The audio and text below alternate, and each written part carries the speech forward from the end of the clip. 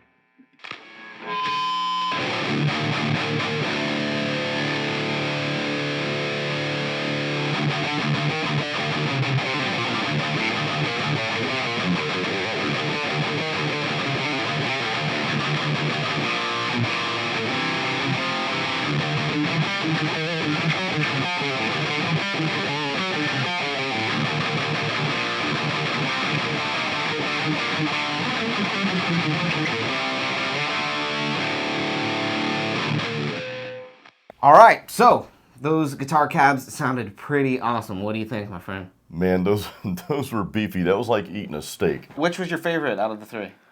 Oh man, it's hard to say. That Mesa cab was, since we're talking about beef, was like the beefiest, I guess, right? 100% beef. You know, and the Marshall was cool too, but I think, like with the orange cab, the orange, you just have this very specific sound, even though that's a 112, you know, I mean, I know it's probably not a fair comparison, the 112 orange against the 412 Mesa, 412 Marshall, but I'm really in between the orange. Like I think for leads, I would probably choose the orange cab, right? Whereas for rhythms, maybe I would run it through the Mesa cab. Sure. Yeah, orange has been my main one. There's a couple reasons for that. One, since it's just a 112, it's easy to move. The one thing about the Mesa is it's very beefy and very big, but like I'm sweating just having moved that out of the closet there. It's just a lot. But I hear you, that British sound of the orange is just, it's just piercing and strikes, and it really just kind of grabs your attention when you hear it. It's cool.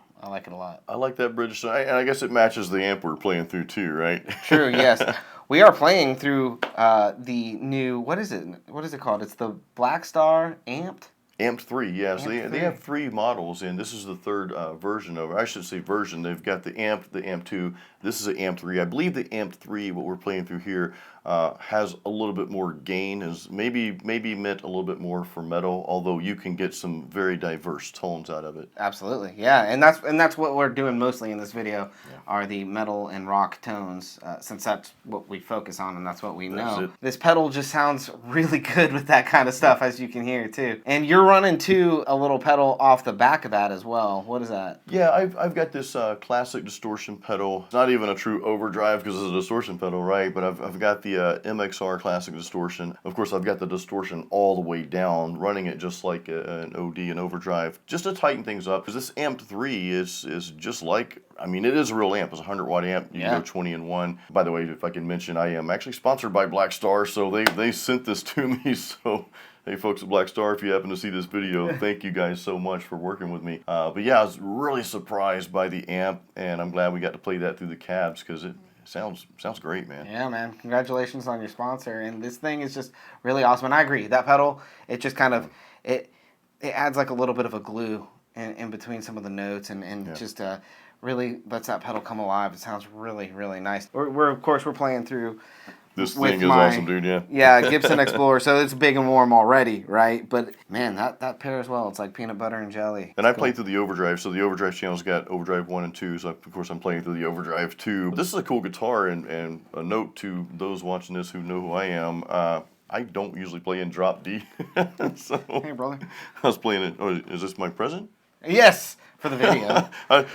For this time being. That was so cool that you gave. I saw your video, because you and I talked about this before, of you giving the Rickenbacker bass to your vocalist, your good friend and vocalist. Yeah, it was really cool giving it to him, man. He really freaked out, and we're going to be using it now in the band all the time, so. That's crazy, Rickenbacker was awesome. Be sure and check that out in the little card above here so you can see. But it was pretty cool. And that was a very well put together video. That was really entertaining to watch, man. Yeah, man.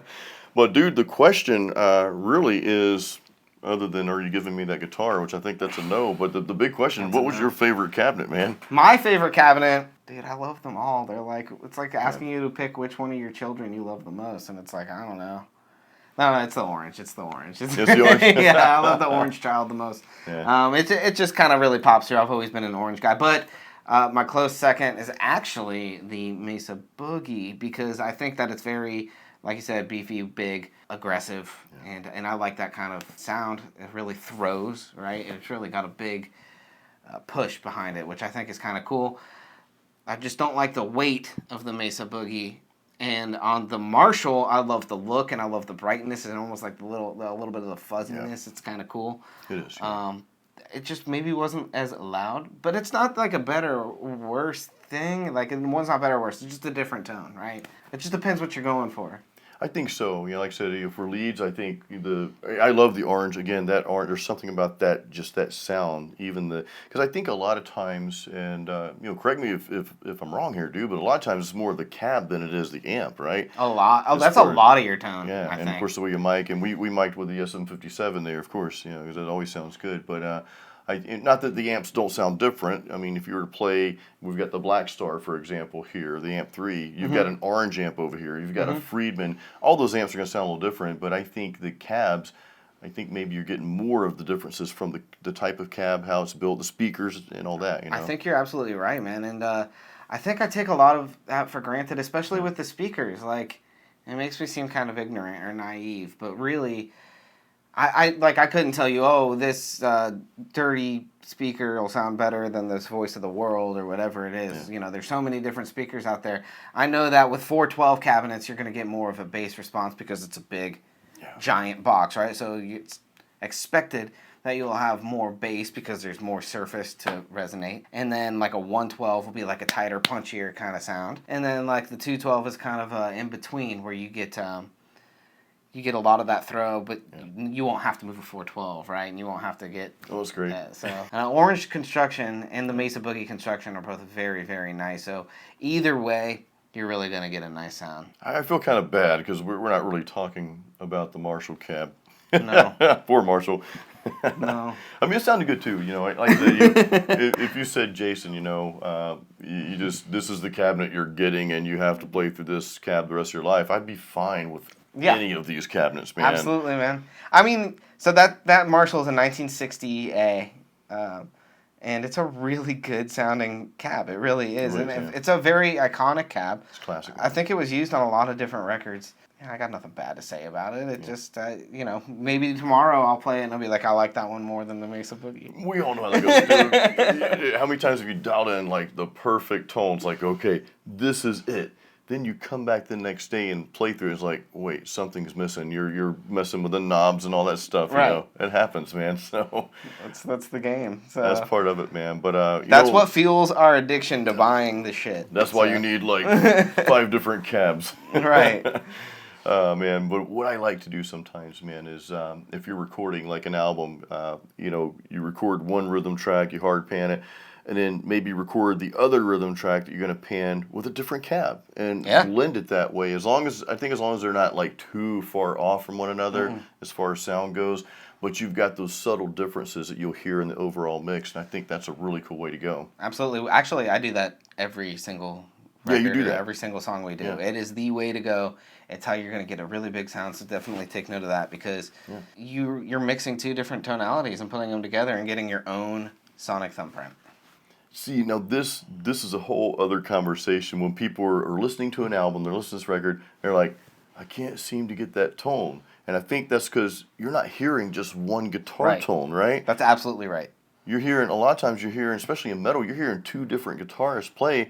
They might be playing through different gears. Some maybe not, but some, or they might have the mics placed a little differently on the cabs, even if they're playing through the same cab. So there's so much that goes into. So many factors. Right? Yeah. So there's the room. Yeah, that too. The room. So it's just, I hear you. There's so many factors. Which is another reason why to buy a bunch of cabs and amps. And also to just search for your own tone. Yeah. You know, try to find your own, respect others' tones and try to get that sound because that'll teach you and help you to learn. Yeah. But in the process of doing that, you'll probably find your own tone, and it's and that's something that should be cherished, I think. I'm with you, man. Honestly, I don't really care so much what amp or what cab I'm playing through. I do in regards to, well, I like this, right? But just going into things, I don't think about, well, I need to play through this amp and this cab. I just want to sit down and play through it, and I either like it, love it, or not so much. And whichever of those are, that's just what it is. I try not to be biased. You know, I'm a little biased to Black Star now. I went after them because I played through their amps at Replay at the shop there. And I really liked all of the Black Star amps. So when they came out with this, I reached out. I was like, hey, let's do something. And that's how that happened. But I've also played through, you know, I've got the EVH 5150 EL34 amp at home, the 50 watt head and 212 cab. And that sounds really good too. So, absolutely. You know, there are certain things that, I guess my point is, there are certain things that are going to cater to your style that you're creating and continuously developing. And there's some things that maybe won't cater to that, and just go with what sounds good to you, right? I think so, and I think that's it, man. Be true to yourself, be true to the sound you're looking for, but don't pigeonhole yourself. You know, be open to other different sounds, and you will find what's right for you. Yeah. And I think, you know, like the Black Star stuff is great. It sounds wonderful. I love it. Yeah, so. I generally love it, man. I'm always nervous when I get gear, especially in a situation like this, like. Okay, I hope I like this. Right. You know, I'm always prepared to send something back if I don't. It's like, look here, you know, this isn't going to work. It's not what I thought it was, but I'm not sending that thing back. It's staying good. here. Yeah. I appreciate you coming by today. Dude, I really do. I had fun, man. This is a cool studio you have. I love it in here, man. Thank you it's for so a little cool. home studio. Yeah. And guys, be sure to check out his channel. What's your plug, man? It's just Jason Stallworth. It's just my name. Not my name, but Jason Stallworth. I'll put a link down in the description, so be sure to check that out. And his channel is absolutely awesome. He's got guitar, metal courses and how-tos, and great motivational speaking. So be sure to check that out. If you like this video, be sure to give it a thumbs up and subscribe to my channel as it continues to grow. I'll continue to bring you some cool guitar stuff that I find in the wild. Thank you, guys. Until next time. Keep it metal. And keep it rock and roll, too. And rock and roll.